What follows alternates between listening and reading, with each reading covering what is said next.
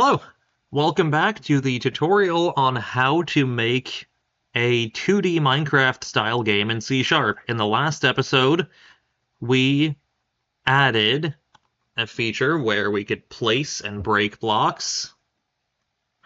We added the feature where we could move the camera around to follow the player. So now that we've got the camera moving around and following the player, we need a world that's a little bit bigger, right? Because this world is a little small. In Minecraft, you have worlds that are infinite, right? But this world's not infinite. You can go here, and then you can jump off the side, and that's it. So, what we need is we need to split the world up into a whole bunch of smaller worlds, and these worlds are called chunks. So if we go into here, we're going to create a new file, chunk.cs, and it's going to be a public class chunk. And the chunk is going to have a public dvec2 position equals new dvec2 0 0. Or actually, let's make this an ivec2. And we're going to go into constants. We're going to do public static int chunk size equals 100. That means that the chunks are going to be 100 blocks wide and 100 blocks tall. So, if we take this, right, these blocks here, and we copy this, we're going to paste this into, or actually, we're going to take all this, right?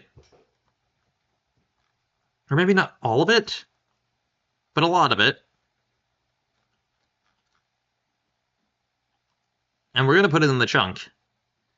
So we're going to take this, we're going to take it and put it in here. Let's hover over here. We're going to do a quick fix and raylib, and we're going to change this to constants.chunk size. Right here. And we're going to do a constructor of public chunk with an ivec2 position. Alright, and this is going to create the new chunk. We're going to go take this, and we're also going to put a fast noise in here because we want to be able to have access to the noise. We're going to put this in here. Let's copy this chunk size here. And then we're going to make a new variable in here called int worldx equals x plus position.x times constants chunk size. I'm going to copy this and put this here. I'm going to call this world y equals y plus position y. And we're going to change this to world x and this to world y. That one to world y, and this third one to world y. So that's going to get the noise at the right position for the chunk. And then let's add a few lines here at the beginning, and we'll do this dot position equals position. Right? And then we can go in here. Let's copy this and paste the get block and set block in here, and we're going to change that to constant chunk size, like that. And then what we can do now in the world, the chunks have an array of blocks. The world is going to have an array of chunks. And we're going to do public chunk, like that, equals new, oh, sorry, name it chunks, equals new chunk, and it's going to be 8, sorry, let's do 4, 4. And I'm going to show you why it's going to be 4 like this in just a second. So, what we also need is we also need this render here. We're going to do this render. Take this render. We're going to put this inside of the chunk. Sorry, public void render. We don't need a double delta in here. And they're going to do constant chunk size, like this. And we're going to get the world X, copy this,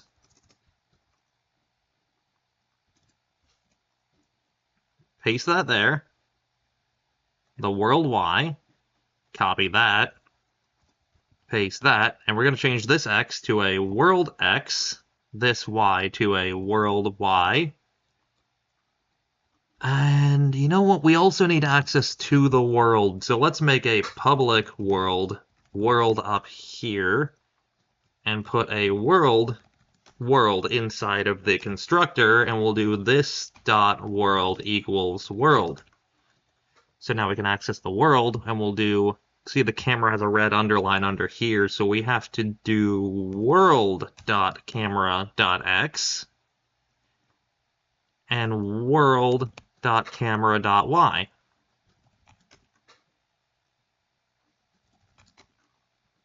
Like that.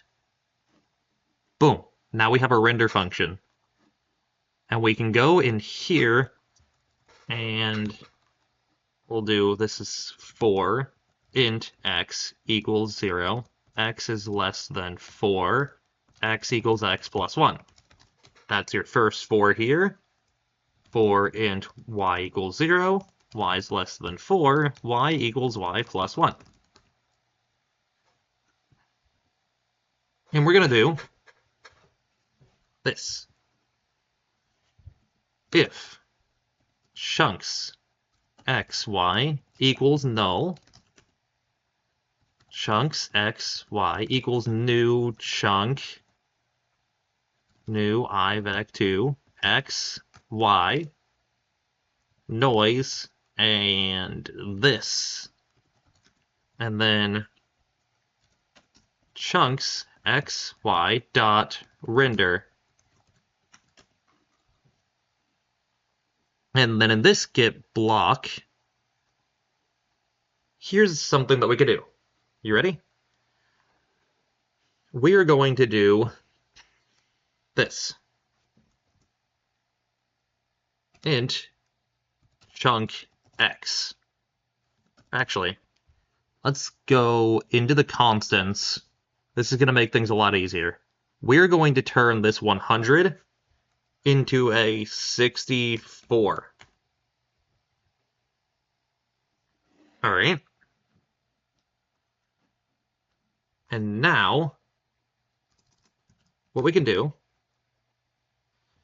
is, let's go to this calculator, right? And we're going to go to the programmer calculator and the binary. Right here. If we do this, this is 1, right? 1, 2, 4, 8, 16, 32, 64. These are all multiples of 2, and this is going to be 1, 2, 3, 4, 5, 6. like that.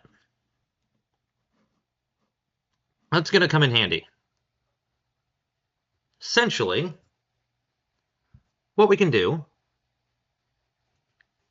is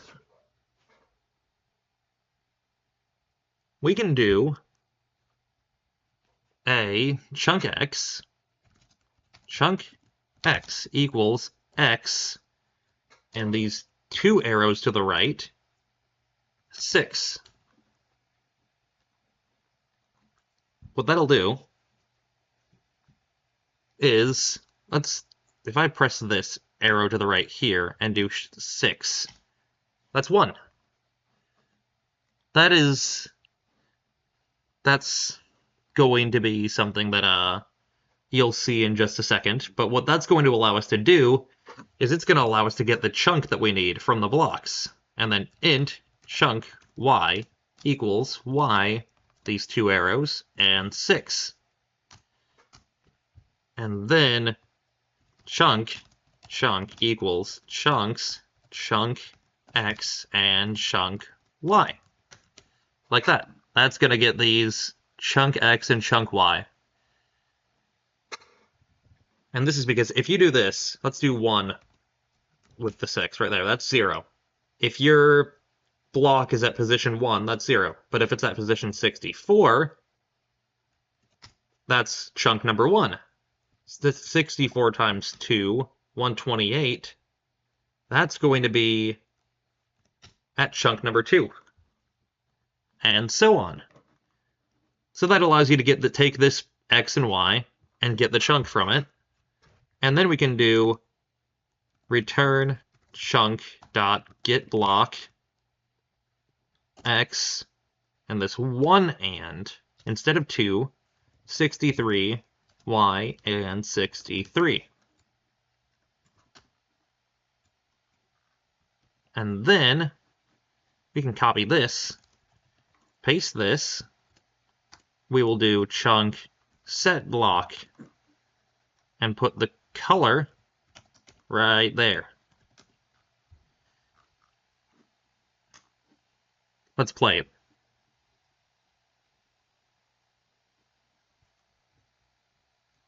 If you look at that, we've got a little bit of an error. Let's see. Index was outside of the bounds of the array. At get block, line 57. So, the reason we need to do that, we're going to have to do the same thing with this and 63. We're going to do an and 3 here. What the ands are actually going to do, that actually loops the number around. Kind of like how, you know how like Pac-Man works with it looping around? That is what it's actually doing here. It's looping it around. And now, we've got a world that is way bigger. We can build, we can break things. Right, so, another thing we can do is this. Hello, future me here. If you look down here, you'll notice this stuff in green.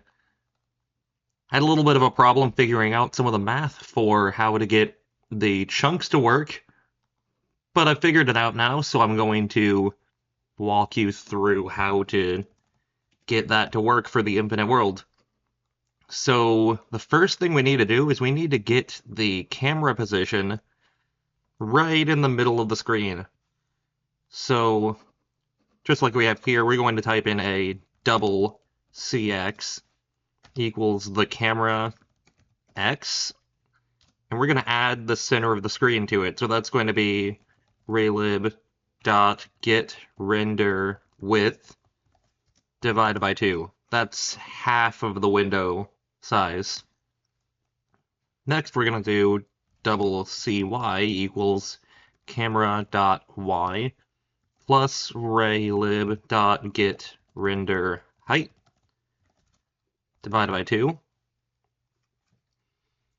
And then next, we have the camera position, but we want to divide it by the actual size of the chunk so that we can get the actual coordinate for the chunk.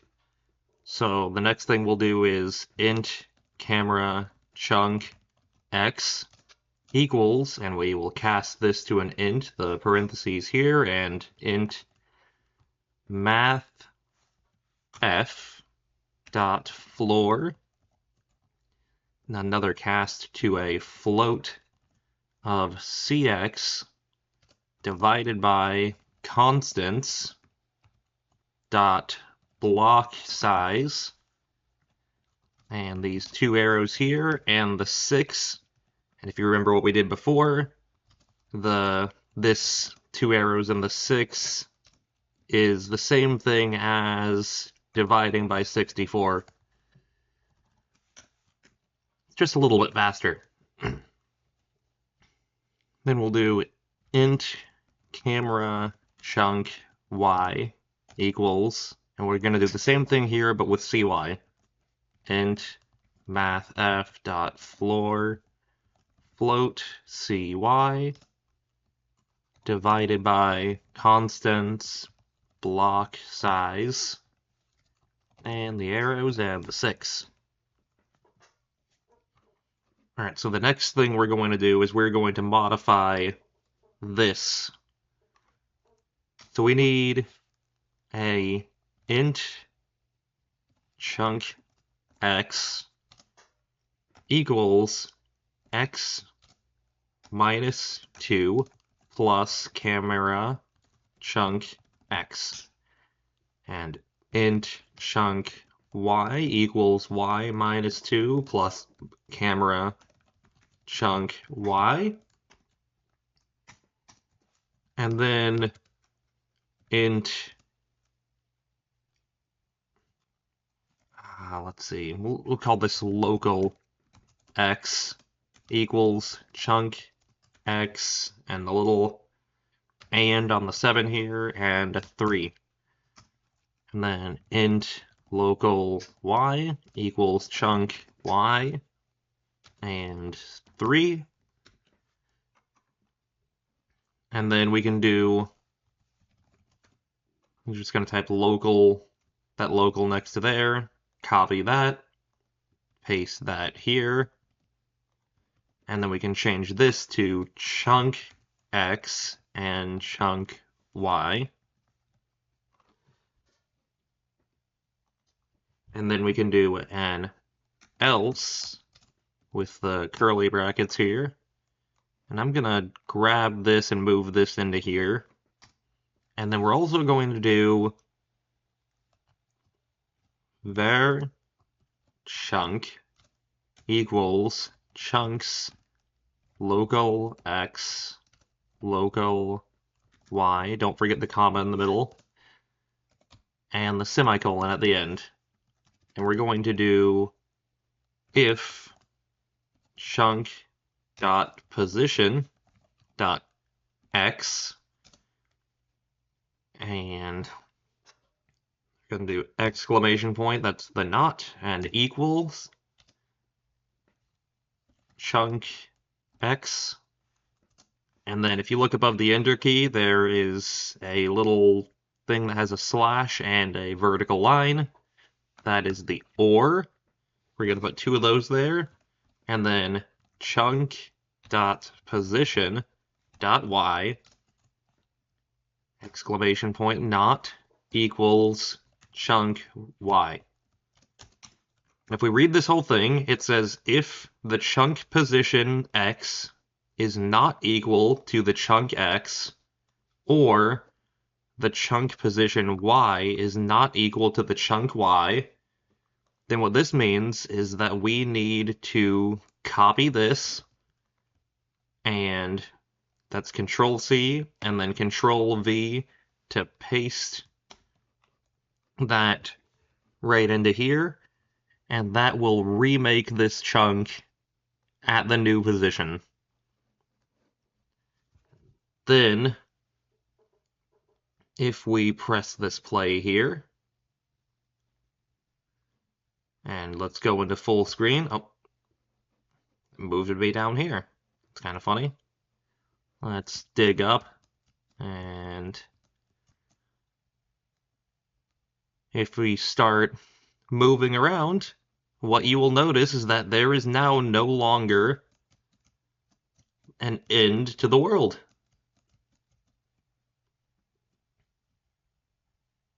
But there is a little bit of a problem. Let's say that I build this little blob of stuff right here, right? And I go all the way over here. And then I come back. And as you can see, it's gone. That's a little bit of a problem. So, in the next episode, what we are going to be doing is we are going to add a save file so that whenever you leave one part of the world, it gets saved to your computer, and then you can come back and it'll be loaded up. And then what that means is that you can also take your save file folder and share it with someone else. So I think that's going to be kind of fun. But that'll be it for this episode. And I will see you in the next episode. Thanks for watching.